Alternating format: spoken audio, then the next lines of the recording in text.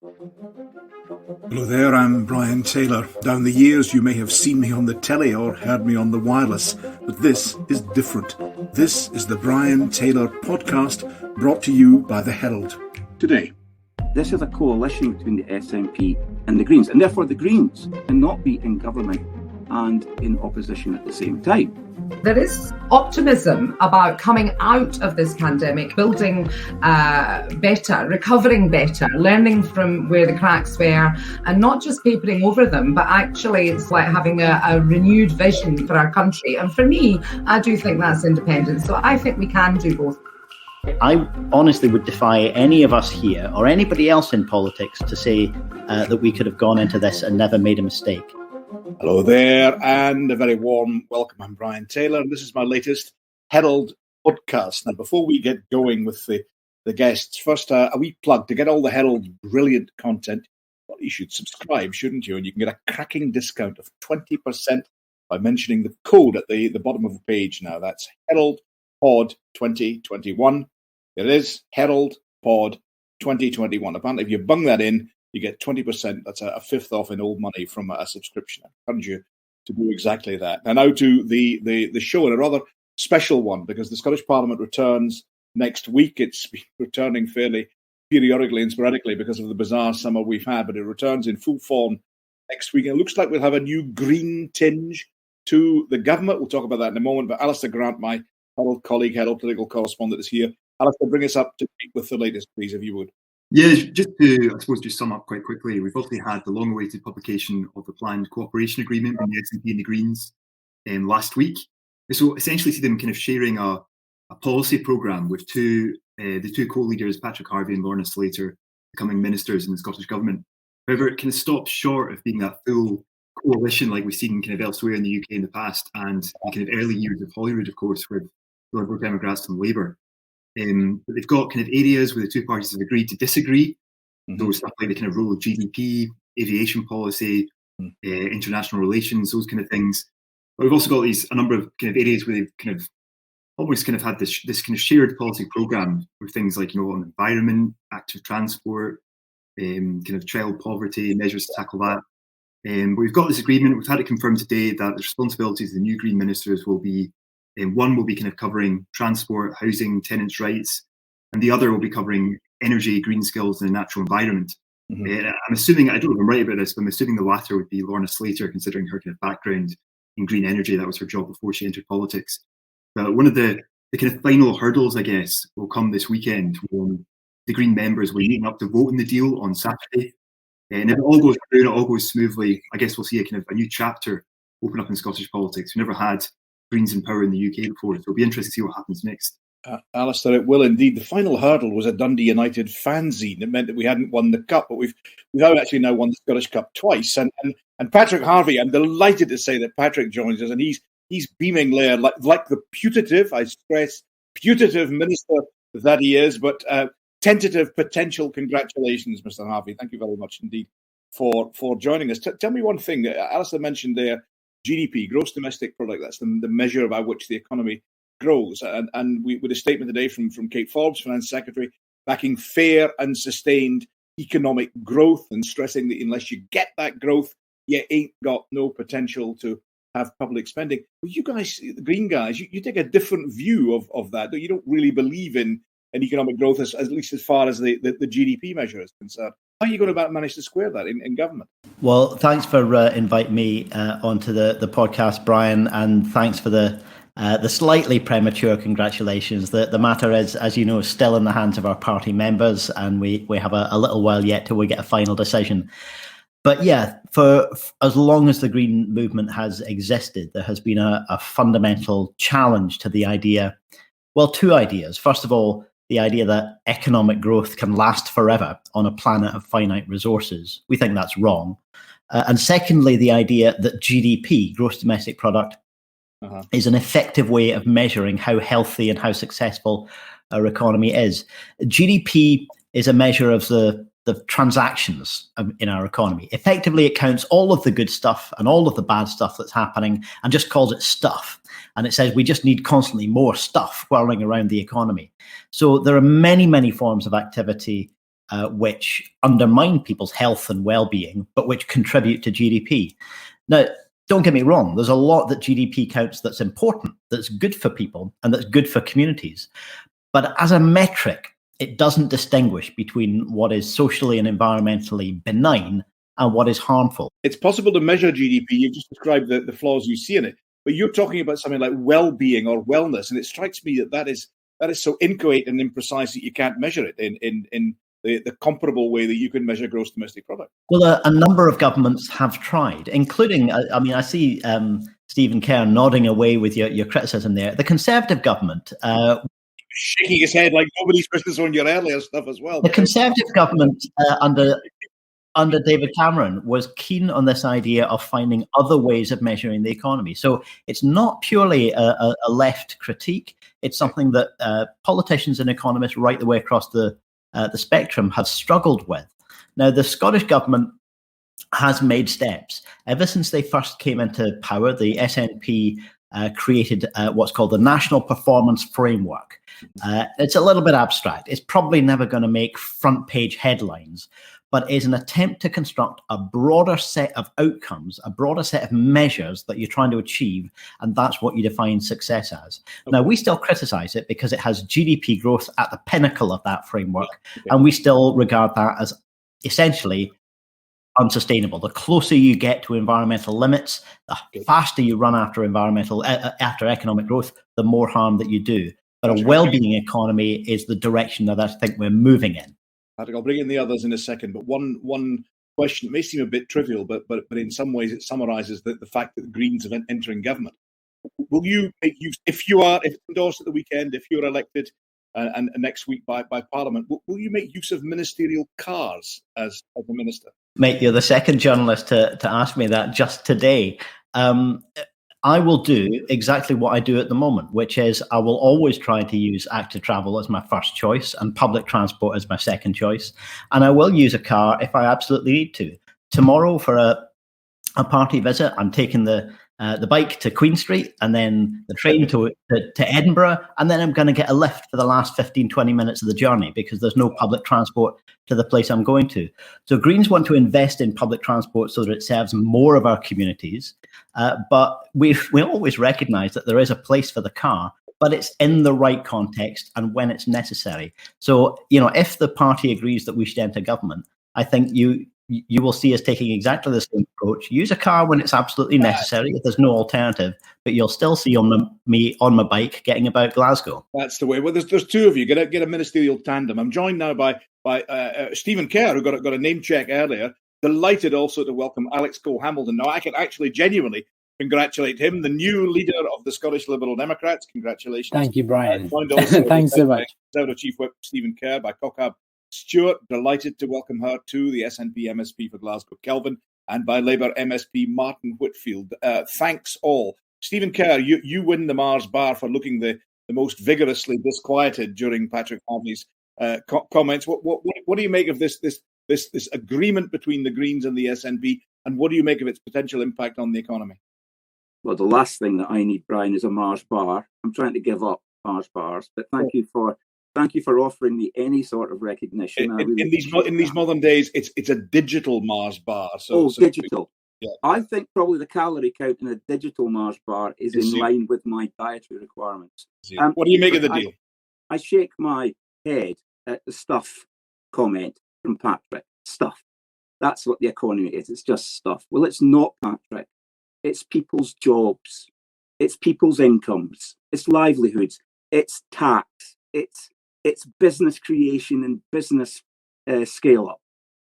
Things that will add to the commonwealth of the people of Scotland, and for them to be dismissed as stuff, it shows exactly where the Greens and the SNP are heading in terms of their view. I think it shows that you weren't really listening to what I was saying. I was saying that's the simplistic critique of economic growth as GDP.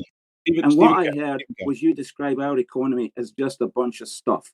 Well, I think people will be concerned about that. And I shudder at the news that Alistair Grant brought us, that one of the Green MSPs is going to be responsible for transport. Well, that's the death knell to every bit of infrastructure investment that's badly needed in Scotland. in order to grow our economy, increase our productivity, things like investment in roads, etc., and energy. Well, this is so on the economy, the Scottish Greens are the only party maybe in Britain that wants to shrink the economy, wants us to scale back the economy, wants to put the economy into permanent recession. And on energy, they're not interested in net zero. They want zero. They want no emissions. And what they're not prepared to be is pragmatic about any of this stuff. And so in energy terms, they want to shut down the oil and gas sector. That's 110,000 jobs directly employed in the oil and gas sector. You can hang on a second, very briefly, Patrick, and then I'm keen to bring in the other so that it isn't just an interrogation in one minute. Stephen is asking me to be pragmatic. One of the very practical things we want to do on energy is double the onshore wind capacity. Will his party help us to achieve that, or will they do what they did before and pull the rug from under the most efficient and most cost-effective way of generating renewable electricity? Will you help us double that? Hold that thought. The others are all have been all very patient. Alec Cole-Hamilton, first of all, what do you make of this agreement and the impact upon the economy, the impact on Scotland? Well, Brian, I think reading it seems like pretty thin gruel for the Green Party. I congratulate Patrick on his elevation to ministerial office, but I rather think that it will leave some of his members scratching their head as to what's really in it for their party. And let's remember, the centrepiece of this agreement is not the climate emergency. It is another tilt at a divisive second independence referendum, which inexplicably comes with the Greens. I don't understand what it is about the Green Party and nationalism. I think that if you want to fight climate change, you need to do it across borders and forge partnerships. And as for GDP and growth is not something to be frightened of. Growth drives progress. It drives innovation. And innovation is the key to fighting the climate emergency. My cousin is a professor at Oxford who's working in geoengineering to look at ways that we can extract carbon from the atmosphere, but also about how we innovatively drive down our reliance on fossil fuels. So all of these things require investment, which comes from growth. And I don't think we should be scared of a healthy GDP. Let's bring in Martin Whitfield and then Kaukab Stewart. Martin, the deal and the impact on Scotland's economy. Again, to echo something that Alex has said and to take it slightly further, I'm not sure what we'll see particularly different. We've seen in the past sessions where the Greens have run around and screamed and shouted and then supported the budget. I was disappointed, I have to say, that the agreement didn't discuss our drug deaths, the alcohol deaths, and the health emergency that we're facing. I have long supported the talks and the work that the Green Party have done, particularly with regard to drug deaths, and I think it's disappointing not to have seen that carried forward. And I do wonder, with all respect, Patrick, whether your membership, and it is for your membership, obviously, whether they will be really happy about this agreement and whether we will actually see any genuine change in holding to account once you are in government, where responsibility will also rest with you. Learn the view of the party, of course, on Saturday, and then if it passes that hurdle, there'll be, one presumes, a motion by the First Minister and votes on the two new ministers who will be part of a wider government and will also be taking the wider ministerial responsibility. Kaukab Stewart, you've been very patient indeed. How do you think this works from an SNP perspective? What's the gain? It gets you over the line, presumably for a majority, but I don't see it makes any difference at all on independence, because the Greens were going to vote for it anyway. So what's the gain? What's in it for the SNP? Well, Brian, thanks very much. It's great to be here, and as a newly elected MSP, maybe I can sort of give a view from the outside, not having been elected before. So it's quite an interesting arena, this. And I was just going to say, if people could maybe not speak over each other, because I can't hear, I'm losing the thread of it myself. So I'll try not to do that. With regards to the Green Cooperation Agreement, I'm really excited by that, because, I've sort of watched from the outside the way that politics has been conducted and the entrenched views that can happen. And I'm not sure that the public sees that as entirely constructive. So in order for us to move forward and to be able to cooperate on certain issues in order to move bills or legislation or the vision of the country forward in a more consensual way and a collegiate way, I think that that's very helpful. It could be said, Kaukab, it could be said it does precisely the opposite. That at the present moment, you have a parliament of all the talents and all the arts, and for something to get through as a bill, it has to command support across a broad range of parties, whereas now, and I've looked at the details of it, for bills, legislation, and also amendments in committee, the two parties, the SNP and the Greens, are going to vote together, and that cuts out everybody else. It cuts out ideas from the Conservatives, the Liberal Democrats, and Labour. It doesn't cut out the scrutiny at all. And remember, the SNP and the Greens are very distinct parties. The cooperation agreement clearly allows for the distinct nature of our parties. Whilst we will try and reach consensus and have agreement on certain things, I have no doubt whatsoever that the robust nature of the debates that already happen in the chamber will continue to happen. Yeah, the robust debates will happen, but the Conservatives, Labour and the Liberal Democrats will always lose, because now there is a predetermined SNP Green majority, and it's not just on the big policy issues, it's on the detail of legislation and on amendments to legislation. There's been a whole pile of amendments in the past Parliament that were got through by opposition parties. Yeah, but Brian, I think you're coming from the old sort of like view of the fact that no matter what somebody says, people are going to stick to party lines and things. From what I can see, people are willing to consider amendments, and there appears to be a lot of negotiations and things that go on. So that consensus can happen before. It doesn't have to be as adversarial as it is. Okay, I've got a hand raised, and it's Alec Cole-Hamilton. I've got a hand raised after that, Stephen Kerr, and then Patrick. Alec Cole-Hamilton, then Stephen, then Patrick, please. Yes, Brian, I'm afraid that you're absolutely right. The legislation will now go through unamended and untested. I mean, the Scottish Parliament was designed as a unicameral legislature. What does that mean? Well, it's only one chamber. It doesn't have a revising chamber like a Senate or the House of Lords south of the border. It was always felt that the committees would be the revising chamber. And we saw from the majority term of administration under the SNP that legislation just went through on the nod. There's this nice, pleasant fiction that Kaukab is talking about, that we will consider every amendment on its merits, is hogwash. That doesn't happen. This is a controlling, commanding administration which likes to have its way. And if it's not its idea, it won't countenance change. So I think this points to a problem in the structure of the Scottish Parliament, and arguably a need for reform. Okay. I think I'll go to Stephen Kerr next, and then to Patrick. Yeah, Stephen. Yeah, I'm going to come in on what Alex has just said. This is actually going to show up the weaknesses of the Scottish Parliament in terms of its ability to hold the executive to account. This is not a new phenomenon. It was very evident in the last session that was the case. I'd also like to say there are really serious implications for the operation of Parliament in terms of what happens in the chamber as well. So, for example, at the moment, the Greens have got a preferential place every week in FMQs.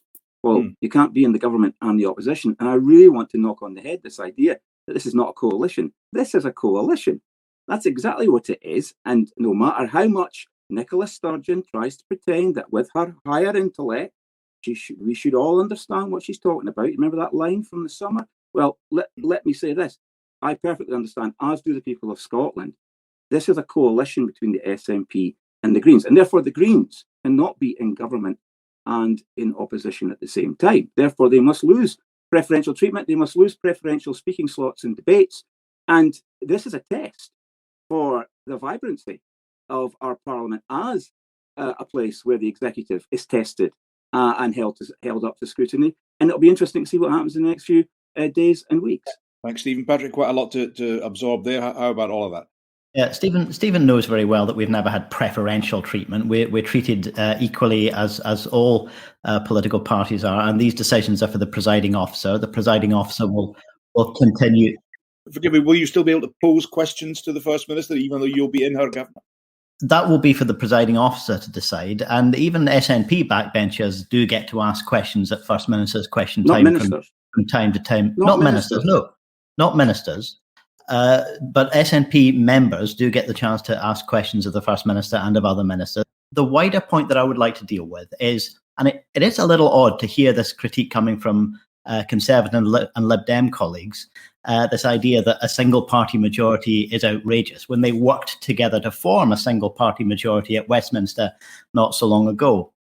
That was subject to the revising chamber of the House of Lords. And Alex Cole-Hamilton's party was in a two-party majority for 8 years in the first two sessions. It was a coalition, Patrick. Look, all the way along, whatever the format of the government, the willingness of ministers to engage across party has been varied. When there was a coalition, some ministers were good at it and some ministers just batted off any idea that came from the opposition parties. When the SNP were in power, some of their ministers have been good at it and some of them have been bad at it. I think it's always good for ministers to have an open mind, to work across party lines where they can. And if I have the opportunity to serve in that capacity, that's the way I'll work, absolutely. And it would be a breath of fresh air from the last 6 months before the election, which was so hostile, so toxic, so polarized, and riven with the kind of the attitude of online conspiracy theorists brought into the chamber in the tone of the debate that some people were bringing. That was so ugly. What we want to see is political parties working together to make life better for people in Scotland. Thanks for that. Stephen Kerr and then Martin Whitfield. Stephen, then Martin, please. So the examples that Patrick cites are coalitions. So I think we've had tacit acceptance from Patrick just now that what we've got with this agreement is a coalition government. And therefore, that does change the shape of the preferential speaking rights in the chamber. And he shakes his head, but he just compared this current scenario with the 2010 Conservative Liberal Democrat coalition government at Westminster. I compared that scenario with what you'd been saying. And nobody gets preferential treatment. You just know that's not true. In debates, you get opening and winding up speeches. As do all the other parties. There's nothing preferential about it. Martin Whitfield. Let the debate abate slightly so that everyone can be heard. I think the difficulty that you have, Patrick, is that you are mixing up two aspects of the Scottish Parliament. Firstly, in the sense that the De Hoyt system dictates the speeches and the breakdown of speeches across parties. But then you are convalescing that with the fact that you are going into government. And when we come to debates and we have openings by ministers and closing by ministers, then within that format, your party is sitting on the side of government. You talk about reaching out across the chamber, and I think when you look at some of the work that happens in committee stage, that's exactly what does happen. And that's where the reaching out. The cross-party groups I was talking about this morning at a conference are another fine example of it. But I think it is very dangerous to hold up what the expectation is that everything will be agreed across the whole chamber, because that won't happen. And the rules that sit to dictate who talks, when they talk, who can question, who can hold to account, are there to facilitate the very founding principles of the Scottish Parliament, and that is to hold the government to account. I haven't set out any expectation there. Those issues will be for the PO to decide, as you know. But I would hope, Martin, that you see some real positive opportunities in at least some of this. We're going to see a national system of rent controls. Labour has been calling for that at UK level for a number of years. The SNP have agreed to do this because Greens have been in the room making the case for it. I've been personally making the case for at least 3 or 4 housing ministers worth of engagement. And now finally we've got the opportunity to do that. And if I have the opportunity to reach out to Labour colleagues and say, how do you want to help shape this? I hope that'll be a positive engagement and a constructive one. Thanks for that. I'm going to bring in Alistair Grant. Alistair, I want to take us down a slightly different area, but an area big in the things that developed this week. We had an announcement about a COVID inquiry, and we had an announcement about proposals for the NHS. So you've got COVID and you've got post-COVID NHS. Remind us of what's been happening on those fronts, please. Yeah, so earlier this week, as you said, we had this announcement that Scotland will begin its own judge-led public inquiry into the coronavirus pandemic by the end of the year. It will basically aim to kind of scrutinise the decisions that were taken over the course of the pandemic. I think, the First Minister said it will look at all the aspects and the kind of devolved handling of it, including the kind of situation in care homes. It's obviously a kind of an issue of huge controversy and affected families up and down the country. Of course, one of the things we don't know is how long an inquiry would last. These things do tend to take quite a long time. And I think given the sheer volume of information surrounding the coronavirus crisis, I think the expectation is that it would take quite a while. Well, it's nevertheless, it's a welcome development for campaigners. I think some of them are actually quite emotional on hearing the news. They understandably want answers both for themselves and for other people. And we've also got Boris Johnson, who's committed to holding a kind of UK-wide or UK public inquiry. The initial thought had been perhaps that the Scottish elements might have gone into that wider UK one on the grounds that so much of the effort was pan-UK, and so many of the issues were affected by cross-border decisions. Yeah, I think it's not quite clear, how the Scottish inquiry might feed into this, although Nicola Sturgeon was obviously saying that it's important there's not duplication or overlap. At the same time as all this, you touched on it yourself there, we've got issues with the health service, we've got, essentially it's kind of, I suppose earlier this week again, we had the Scottish Government publishing its £1 billion plan to address the NHS backlog, kind of promising to increase healthcare capacity, reforms across kind of doctors, dentists, hospital services. Let's bring in Kaukab Stewart. Kaukab, we have the COVID inquiry, but I'm in some ways that'll take its own shape. Harold Wilson said these inquiries tended to take minutes and waste years, but we shall see with this one, and I understand entirely the anxiety of the relatives to get to the core. What about that announcement on health spending? In some ways, I was most struck by not the additional money, because the health service will always absorb money available. It was linked to reform, wasn't it? To a different way of trying to bring about healthcare. Kaukab, would you take us through that, please? Yeah, talking about the reform of it, I think is very important, not to underestimate the impact of the money and the £1 billion commitment to that. But looking at how we deliver services, I think like anything else, COVID exposed lots of things, and the backlog in operations, just getting access to GPs. There's loads of different ways, cancer care. I could list lots of things, I won't, but the general principle of it, I suppose, is that the system does need reform. We need to look at how we best use our staffing, how we recruit those staff, how we maintain them and retain them as well. Looking at the mental and health and well-being, the mental health services, I suppose that's as well. The big sort of like investment in that, which I really welcome. So we've got the medical stuff that we're, the bones and the blood and everything, but also looking at mental health services. And I've met with lots of sort of like agencies that are involved in that, and they're very welcoming of that. So yeah. Will we see a real change, Kaukab? Will we see real change? Because there's been so many new initiatives for the NHS, different structures, additional funding, again and again and again, and it doesn't seem to change all that much in terms of the way the service is delivered. Yeah, I can see why you might say that. I'm sort of like learning as I'm coming in that, from the outside, it's like, why is change not happening? And then when you get onto the inside of it and you see understand why, yeah, you can understand a wee bit why, because like so many of the different services are connected with each other. So whilst you've got the NHS, you can't, that's health policy, but that has a knock-on effect on social policy. It has a knock-on effect on economic policy as well. So housing, all these things are interconnected. So I'm glad that the inquiry is going to take its time over it and to explore all the issues that are nuanced, they're quite in depth, and I hope it takes a human rights-based approach to it as well. So not just looking at the numbers, but also looking at the impacts on particularly like, marginalised, underrepresented groups. I've had representations from many groups, with sort of their own unique set of medical circumstances, but also from ethnic minorities, from children, from homeless, from all that point of view. I do hope that I am optimistic that change will come. Forgive me, just briefly on the inquiry, is it likely to produce some awkward moments for Scottish ministers? Well, I don't think that the Scottish minister, I watched it, from sort of like home while we were during that period. And I don't think the ministers were ever saying we've got this right. In fact, as I heard Nicola Sturgeon saying it many times. Jean Freeman quite famously called it wrong on the transfer to care homes.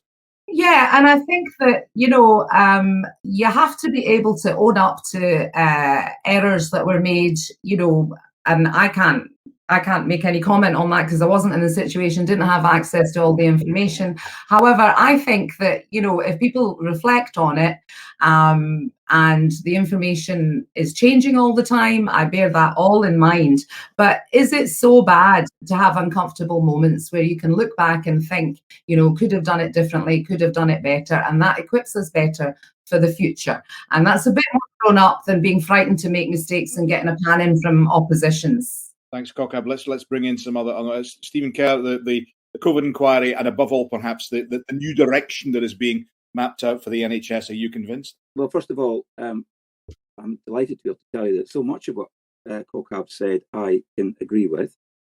So I'm following Patrick's encouragement there that we can work together on things that are of absolute vital national interest. And nothing is of more pressing national interest right now than the remobilisation and recovery of the NHS. So I'm glad that we've been pressing as Scottish Conservatives for a COVID inquiry. There is a consultation on this now. There needs to be action on it. The commitment is that the inquiry should be set up before the end of the year, and that's very much what we hope will happen. But I have to say, on the NHS pamphlet that was produced, I'm afraid 100 days ago, or plus 100 days, because actually, in actual fact, the SNP ability to count to 100 was called into question in the timing of the 100 days, which is another issue. But to produce after 100 days, by the SNP's reckoning, a 28-page document with lots of white space and lots of graphics is thin gruel. I think that was a phrase that used earlier. On such another phrase that was used. Nicola Sturgeon said your complaints were ludicrous. Well, of course, everything that anyone ever says to the First Minister that she disagrees with ends up being described by her as ludicrous, which is the antithesis of the working together and listening to each other that Patrick was espousing earlier. So good luck, Patrick, with disagreeing with the First Minister when you're a minister in the government. But this should have been, after 100 days, something that would have had a lot more detail, because this is absolutely a critical issue. Now, the Cabinet Secretary for Health and Social Care himself said, and I asked him about this in the chamber in a debate that we had on the NHS recovery plan, which we were still waiting to see, and now we've seen it's 28 pages, as I say, and he said that it would take many years for the NHS to recover. Now, this has got to be put into the context of the NHS, the SNP's commitment at the election, that in the first year of government, that they would restore the NHS not only to its capacity levels pre-COVID, but plus 10%. So straight away, the 100 days has produced a broken promise in respect to this particular commitment. And there are so many things that we need to work together on, and nothing is more important than this. I mean, we are facing this backlog issue that Kaukab mentioned is a huge issue. And in one specific area I want to mention, because I feel very strongly about this, is mental health. Yeah. Where people in Forth Valley, which is part of my Central Scotland constituency, can be waiting for 2 years. Young people can be waiting for 2 years to see mental health specialists, and that is shameful. What we are dealing with now is a lack of workforce planning and a lack of planning full stop from the SNP government going back many years, in fact, going back to Nicola Sturgeon's time as the Cabinet Secretary for Health. And what we need to do now is get into the nitty-gritty and develop a detailed plan that will actually deliver on the headlines that we got in the 28-page pamphlet. Okay. Let's bring in Martin Whitfield, then Alex, and then Patrick. You've been very patient for a while. Briefly, if you would, on the health issue and the COVID issue.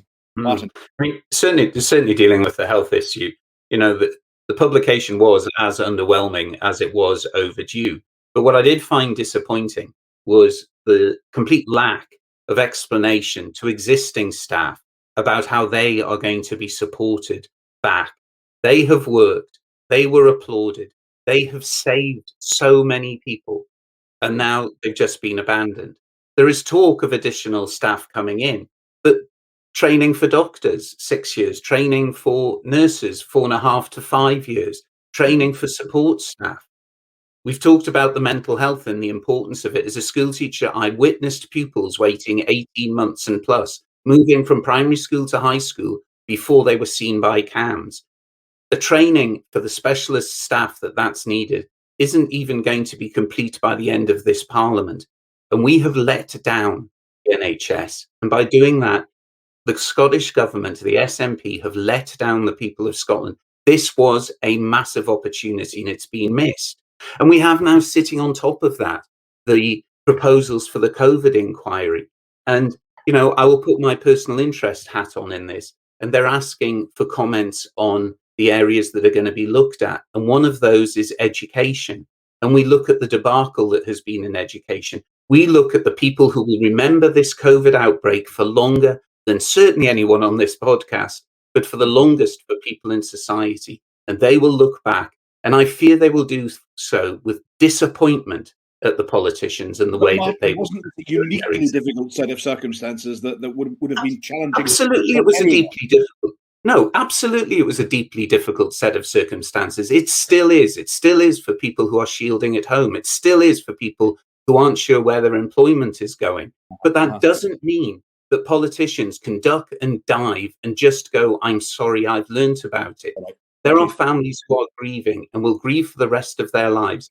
And it is wrong. It is fundamentally wrong for politicians to try and step away from their responsibility in making decisions, in taking decisions, and listening to the advice that was available at the time and then not acting on it. Got that. Bring in Alec Cole-Hamilton, then bring in Patrick Harvie. Alec Cole-Hamilton.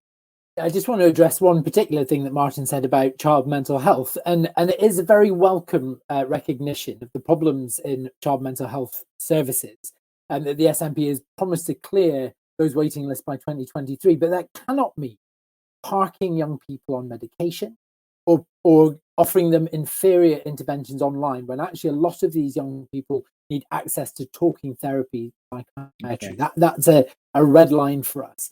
In terms of the recovery plan itself, again, very underwhelming. I think I was more concerned with what it didn't mention. It didn't mention anything about the NHS treatment time guarantee. We've got patients who, even before the pandemic, were clutching letters saying they'd be seen in 12 weeks when there wasn't a hope of them seeing in 50. And that is not addressed by this. Now, it was convenient for the SNP to use the pandemic to explain why operations are being delayed or cancelled. They were terrible before we'd even heard of coronavirus. So we need a catch-up plan to get back to the races on at least being honest with people about when they'll be seen. And then secondly... You said convenient. Are you saying they used it as an excuse? No. I misspoke there. I don't mean to suggest that it was a helpful thing. It wasn't helpful to anybody. It wouldn't in any way imply that. No, indeed. So you're right to pull me up on that. I think language matters here, Brian, and I wouldn't want to do that. And then the second thing is long COVID. 100,000 Scots, maybe more, could be suffering this devastating condition, which we have very little in the way of provision for. It's actually, I think you'd be better off if you're suffering from long COVID in Scotland by moving to England, where they actually have dedicated long COVID clinics. They have peripatetic long COVID nurses, and a treatment pathway that we just don't have here. We have a couple of online pages, a helpline, and whatever your GP can do for you. This is possibly one of the most disabling events since the First World War, and we haven't woken up to that. It doesn't feature anywhere in the recovery plan. And the final thing I'll say is this about the inquiry. Very brief, if you would. Yeah, we just need to let this go where the evidence takes it. There should be no parameters imposed by Parliament which stop it getting to the truth.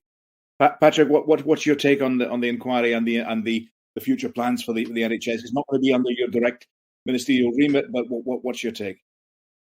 Well, I mean, this discussion started with Kaukab and Stephen saying how much they agreed, and now it sounds like we're violently agreeing with each other. That the agreement is expressed with the same kind of animosity as our worst disagreements sometimes. There is a huge amount of common ground here, not least because we've all been personally affected, just as everybody else in the country has. Politicians aren't immune from that. I remember right at the start of this, Nicola Sturgeon standing up and saying, I will get things wrong. We as a government will get things wrong. And I honestly would defy any of us here or anybody else in politics to say that we could have gone into this and never made a mistake. So undoubtedly, mistakes will have been made. I think there's the problem with the inquiry, and there are longer standing issues before COVID, absolutely. And one of the things that the inquiry is likely to find is that most governments around the world didn't do pandemic preparedness planning properly, didn't learn the lessons of some of the countries in the Asian countries that had dealt with MERS and SARS and so on, and had learned from that.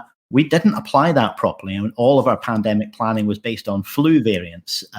So there are some long-standing mistakes here. But I think part of the problem with the inquiry is that it's going to need to both be big, bold, and looking at things in a very deep way, but also drilling down to very narrow specifics. It's going to need to be both looking at the Scottish government and the domestic context here, but also at the wider context within the UK. It's going to both need to take years to do long, detailed work, and it's going to need to report soon on issues that we'll be legislating on soon, like the care system. So it's going to need to do all of those things. I suspect it's going to have to take a phased approach and focus in narrowly on some specifics first of all, and not be expected to do everything all at once, because I think that would be an impossible task. Will you be supportive, even though it's not in your ministerial remit and there are exclusions, etc., and exceptions? Should it go through and should you become a minister, will you feel the need to be supportive of those ministers who may face criticism for their actions as a result of the inquiry? Will you feel the need to support the health programme generally, or will you be reserving the right to be critical where you feel it's appropriate? Well, there's a great deal in health policy that isn't in the shared programme. Our shared programme does include a lot of investment in mental health, for example, but it doesn't cover the whole of health. So on those issues, we'll continue to work together in good faith and try to reach agreement. And only if we absolutely can't, we'll add those issues to the excluded issues within our agreement and ultimately agree to differ. I think that's a reasonable way for political parties to operate in a constructive way, in good faith, but ultimately disagreeing where they have to. But, supporting ministers who have been found to, they've made some errors of judgment or they've made mistakes, if that's what an inquiry finds, supporting a minister in that case may mean supporting them to learn and to draw on that as experience to become better. Or, if there's an issue of direct incompetence or of breaching the ministerial code, they may frankly need to be supported into a different role in public life. That will be a judgment for the First Minister, whether someone has breached the ministerial code and not done their job properly. But that's always the case. And the idea that this ceases to be about learning lessons and trying to improve ourselves and becomes just a blame game, I think that would be serving the interests of the party political game, but I don't think it would be serving the interests of the public. Well, let's talk about the interests of Scotland for the future. I'm going to bring in Alistair Grant here. Alistair, one thing that's mentioned right at the top of although I'm slightly sceptical about its impact, but mentioned right at the top of the agreement between the SNP and the Greens is that they want a referendum and they want it within this Parliament. Explain that to us, if you would, Alistair. Yeah, so I think this will be one of the things that certainly journalists will be looking out for when Nicola Sturgeon sets out her programme for government in the coming days or weeks. I think all eyes will be on what she says about independence, any legislation on a second referendum. So obviously, as you said, the SNP Green Deal pledges to secure that referendum after the COVID crisis, although it doesn't really define what it means by after the crisis. Yeah. It says it will be in the current parliamentary session, and that if the crisis has passed, the intention would be to hold it within the first half. So that's kind of before 2024. And in the background, we've also got these kind of same unanswered problems and questions that we're all kind of very used to now in terms of what would happen if the UK government says no. And if they do say no and Nicola Sturgeon pushes on regardless, whether this is going to end up in a constitutional battle in the courts and what would happen after that. It's hard to tell where this is going to go. Stephen Kerr, is it your belief that the UK Conservative government will continue to say no to the idea of there being Indy Ref 2? I think the Scottish Conservatives and I think the UK government will continue to focus relentlessly on recovering from COVID and the pandemic, Brian. I mean, at the end of the day, we've had this very long and passionate discussion about the NHS. I mentioned the economy at the start of the podcast. We've not got into schools yet, but I know that's something that Kaukab and I feel very passionately about. The whole scenario of where Scotland now sits and where we want our country to be means that we cannot be diverted into divisive referendums. And even the debate about a divisive referendum will be divisive. And frankly, I actually do agree with some of the stuff that was said earlier. I really do, Patrick, about us working together. I want us all to work together in order to better the lives and life prospects of the people of Scotland.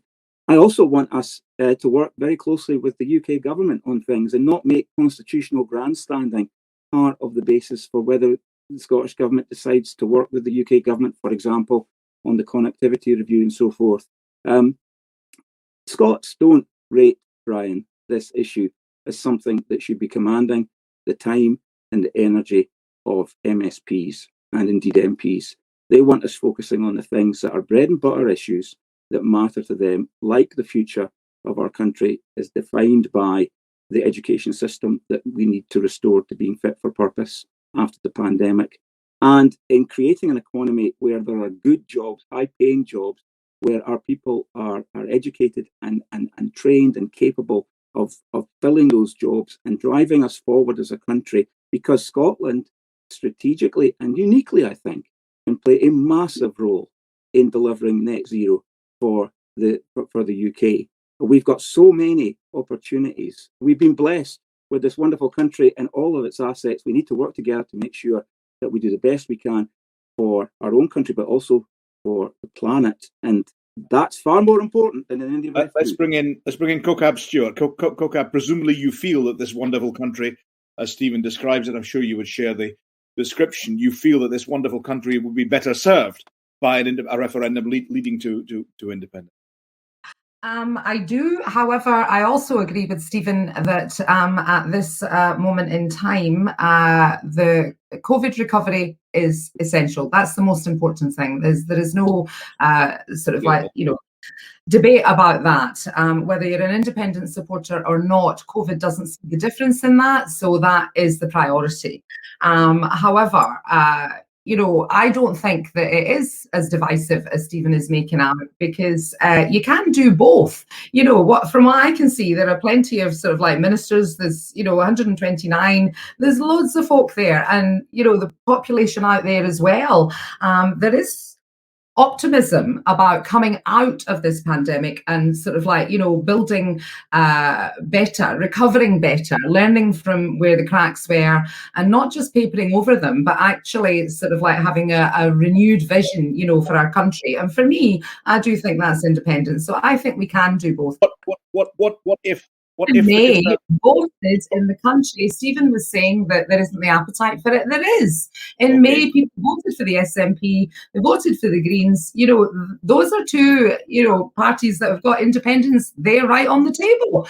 What if? Okay, I'll bring in the others in a second. Kaukab, what if you say they shouldn't? You say they should be holding a referendum. But what if the Conservative government, and I stress that the Constitution is reserved to the UK Parliament and the UK government, what if the Conservative government continue to say no? Where do you go from there? Where do you take it? Well, that exposes quite sort of like obviously the paternalistic attitude that's taken by the UK government, that we still think that they're able to say no. How can they say no? We have sort of like, if this agreement, this cooperation agreement is agreed, goes forward, and it works in the consensual way that we're working, that situation becomes impossible to sustain. So let Boris say that. Let him say that. Alec Cole-Hamilton, furious shaking of head from the leader of the Scottish Lib Dems. It's not impossible to sustain. It's impossible to stand up. I mean, if you look at the arithmetic of what actually happened in the election, fewer than 50% of the voting public actually backed parties that were in favour of independence. Not only that, but Nicola Sturgeon recognised that the consistent drive towards a mandate for a second referendum was harming her during the polls, and pivoted 3 weeks out to who do you trust to lead Scotland through the pandemic. That mandate is tainted, and I know many people who voted SNP because they didn't want to change a wartime cabinet as they saw it, a crisis government. They didn't want to do that at this stage. They weren't endorsing her plans for separation, and we need that like a hole in the head.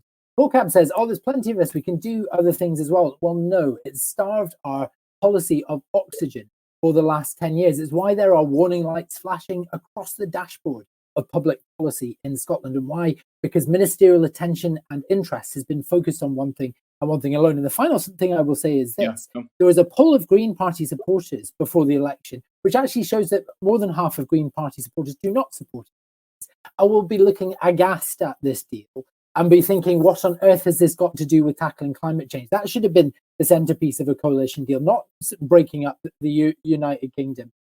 They'll have a chance to vote aghast on Saturday. Let's bring in Patrick Harvie. Patrick Harvie, are you confident that a referendum will take place on independence during the lifetime of the present Scottish Parliament? Well, first of all, I think Alex is quoting from an Ashcroft poll, which we all know was a heavily skewed sample and has been blown out the water in terms of its credibility. But the idea that the UK government simply says, no, you can't, as their only answer to the aspirations of the people of Scotland to make a decision about their future, the idea that no, you can't is the only answer, I just don't think it stands up. And, the other point that we've heard, and Stephen made this point, and I'm sure he made this point in good faith. I don't doubt his sincerity of saying it.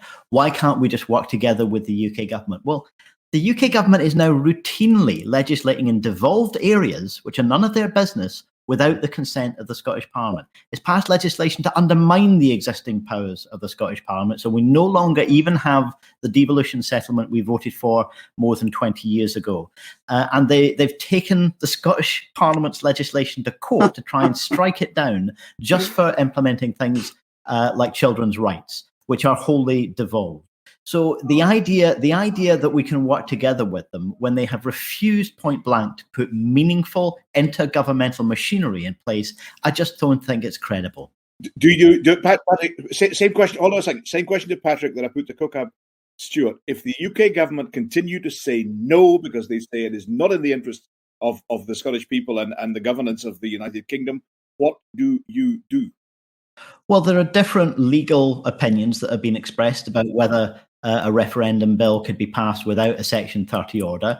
I don't want that to get to court. It could do it in time. I don't want that to happen because the way it should happen is by just respecting the democratic process. If this issue can be resolved democratically, then how can it be resolved democratically when the people of Scotland have voted for pro-independence majorities in both their parliaments repeatedly? What on earth are they supposed to do in order to have this resolved democratically? We follow up, Patrick. Do you? I mean, you were voting previously for a referendum anyway, but if you are in government, do you believe it makes it more likely that there is more impetus behind? Does it make a difference to the case for independence referendum? Does it strengthen it in your view?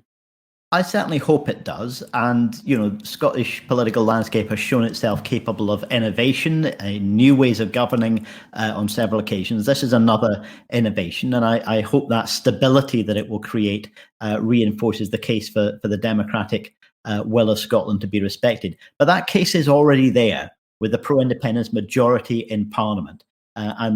Simply put, no Democrat can really resist it. Okay, I'll bring in Martin Whitfield and then the others. Martin Whitfield. I was just really going to come on to comment in respect of something that Patrick has said and sort of invite the hope that within the next, month, 6 weeks, the Supreme Court will hand down its decision on the UNCR implementation bill. Will the Greens fight to make sure that we've got legislative space so that any parts that are struck out can be redrafted, inserted, so it can become law as fast as possible? Very, very brief answer, Patrick, and then back to Martin Whitfield on the wider referendum. I very much hope that won't be necessary, but if it is necessary, then yes, all political parties should work together to find the most effective way of making sure that those rights are enshrined in domestic law. Thanks. Back to Martin. Where are we on a referendum? Where are we on the need for a referendum? Martin Whitfield, on the need for a referendum. Quickly, with regards to the referendum, I think when we look at the NHS publication, where they're saying quite categorically that treatment centres aren't even going to come online until the second half of this Parliament. This Parliament needs to concentrate on COVID recovery. We need to look after our young people. We need to look after those people in work. We need to look after our older people. And we need to look after the environment. We have the COP meeting coming up in weeks. Now is not the time. And with the greatest respect to Kaukab, and it is with absolute respect, I have yet to see this government deal with more than one thing at the same time. Yeah. Alec Cole-Hamilton, you're nodding there. Alec Cole-Hamilton. I think, that goes back to the warning lights that are flashing across the dashboard of public policy, whether that's the educational attainment gap, where it's the missed the missed climate change targets, the delays to the extension of funded childcare, the threadbare state of our police force, DRA reform. This government pushes back the issues that are hard, and it focuses constantly, relentlessly towards the drive of separation. And this is harming our citizens. There is a muscle memory, Brian, to the politics of Scotland, where every single vote in every election is now about a mandate for a second referendum. It has become the alpha and the omega of political debate in Scotland, and we aren't getting on with the business of government. And I really hope that the people of this country start to see both of these parties for what they are, that this is the primary reason for their existence, and will vote them out. Stephen Kerr? Yeah, I have to say I agree with much of what I've just heard. I mean, I have never underestimated Patrick's political skills, but my goodness, that was spinning like a spinning top on a sixpenny piece. All that stuff about how the Conservatives are legislating in devolved space and all the rest of it. And he knows full well why the UK government needed to take the steps it did in respect to the legal advice that the Scottish Government and the Parliament had about legislating in areas that are actually reserved. You cannot legislate in a devolved Parliament for the behaviours, actions and expectations of UK ministers. But I'm a Democrat, absolutely a Democrat. I believe in our democracy. And I'm going to be absolutely frank with you. I knock on a lot of doors even now, and I do not have people telling me that this is the biggest issue in their lives. What they're talking to me about are the things that I listed earlier on. They care passionately about the future of their children. They care passionately about the NHS and the NHS workers. And we've had some. Yeah, we'll go on, Stephen, very briefly. No, but the reality is that in the DNA of the SNP, in the DNA of the Scottish Greens, they are absolutely obsessed with that issue. It trumps, if I may use that word, it trumps every other issue that the people of Scotland care about. If you're a Democrat, they won the blasted election. Shouldn't they get their way in that regard? What they should be listening. What the election result, Brian, says is the people of Scotland want their politicians to work together to tackle the issues that arise because of COVID. They want us working together to fix the things that matter to them. Alec Cole-Hamilton, you want a brief intervention, and then Kaukab Stewart. Alec first, please. Thank you for bringing me back in. Yes, both of these parties, Brian, are asking to vote in a blank check referendum. This is a referendum for which there are so many unanswered questions. It's like Brexit all over again. The Brexit prospectus was written on the back end of a bus. Independence is no different. Nobody will tell us who is going to pay the pension. Nobody will tell us what currency will we use. Nobody tell us how long it will take us, if at all, Scotland will take to get back into the European Union. The Sturgeon says all these issues we placed in a white paper at the time. But we were told that last time. The last white paper did not contain any of these things. And what's more, if she did, and I would welcome sight of some of these answers, because then we could debate them in open ground rather than waiting until we were in the teeth of a referendum campaign and having people so confused and bamboozled by hundreds and hundreds of pages of white paper, they don't know what they're voting for. I think that's the true travesty of democracy in this discussion. Very briefly, Stephen Brian, that'll be the white paper that said Scotland's economy will be built on oil and gas. That'll be the white paper that is now filed very firmly in any library under the fiction section. Kaukab Stewart. Kaukab, please. Stephen, you just said about people voted for the fact that they wanted the parties to work together. That's exactly what we are trying to demonstrate here. And yet you were complaining about the fact that doesn't work for you either. So, you can't have it both ways, and you're trying to have it both ways every time. The narrative of this sort of divisive, ripping apart, all of this kind of talk, I have to say that, out there, people don't see it that way at all. They see Scotland pulling together to try and recover from this pandemic, find Scottish sort of like solutions from our own perspective. We have a right to do that. We have a right to be recognised democratically to do that. You're a Democrat. You've said you're a Democrat. So therefore, to honour the democratic will of the people, that, to me is good. And Alex, I won't be taking any lectures from you about, people not entirely voting for independence just because they're voting for Green or for SNP or whatever. sort of like, I don't like to say it, but you know, the results for the election for your own party were not that healthy. So, you know, you need to sort of like take a reflective attitude on that tack that you're taking. I can't believe you're deploying that was a as an bit argument. brutal. Oh, that was wonderful. I don't like to say, but here we go. That's the style. We're out of time. Out of time. Final word to Patrick Harvie. Is there going to be a referendum in this Parliament? I was just really delighted to hear Alex demanding more information and more urgency from the Scottish Government on independence. I'll tell you what, mate, I'll do my best to G them along a bit. How's that? Please do, and then we can have an open debate about this and show what a ridiculous idea this is. Another podcast looms. I can feel it. Another podcast looms, absolutely. Another podcast looms next week. Thank you very, very, very much to Alistair Grant, to all the participants in the debate. That was absolutely superb. Remind everyone that subscription, 20% off an annual subscription to all the many, many manifold outpourings from the Herald. Use the code HeraldPod2021 and you get a fifth off. Can't say better than that. From me, Brian Taylor, toodaloo the new. This podcast was brought to you by The Herald. Take 20% off an annual subscription to The Herald with our exclusive podcast code. Just add HeraldPod2021 to your basket and get instant, unfiltered access to our website. And you can also get involved with the Brian Taylor podcast as well. Tune in on Facebook, Twitter and YouTube every Thursday afternoon to catch Brian and his panel chat live and ask your questions to the people across the political scene.